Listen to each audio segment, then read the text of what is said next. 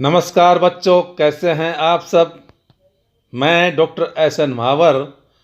बच्चों, आज का विषय है पृथ्वी पर मानव समप्राणी की उत्पत्ति कब हुई। नवजीवी युग को दो हिस्सों में बांटा गया है, तृतीयक युग और चतुर्थक युग। भूवैज्ञानिकों की मान्यता है कि मानव समप्राणी का जन्म आज से लगभग 25 लाख वर्ष पूर्व हुआ था। उनकी मान्यता है कि शायद तृतीयक युग में मानव समप्राणी होमिनिड्स की उत्पत्ति हुई। इन्हीं प्राणियों से मानव होमोसेपियंस का जन्म हुआ। चतुर्थक युग में मानव की उत्पत्ति हो चुकी थी। इस युग में आते आते 4 बार भारी हिमपात हुआ। इससे पृथ्वी पर समय समय पर भारी जलवायु संबंधी परिवर्तन होते रहे। कभी अति शीत का काल आ जाता और उसमें हिम की विस्तृत चादर उत्तरी ध्रुव से लेकर समस्त यूरोप में फैल जाती और भारत में हिमालय के चरणों तक आ जाती थी।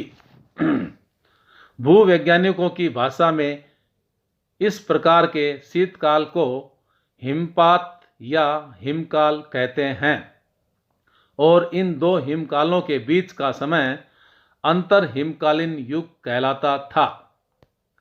भूवैज्ञानिकों ने 4 हिमकाल और उनके बीच के 3 अंतर हिमकालीन युग निश्चित किए, जो इस प्रकार हैं।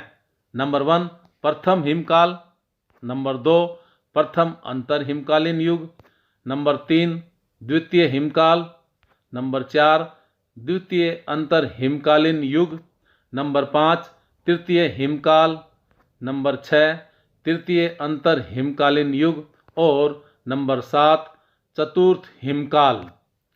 इस प्रकार की जलवायु से होने वाले परिवर्तन ने आदि मानव समाज को बहुत अधिक प्रभावित किया।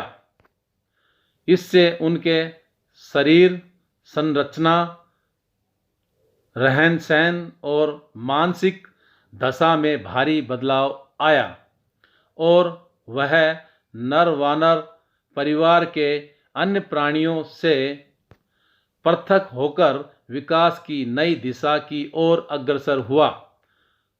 वानर और मनुष्य में सबसे पहला अंतर तब उत्पन्न हुआ होगा जब मनुष्य ने पैरों पर स्वतंत्र रूप से खड़ा होना और चलना सीख लिया।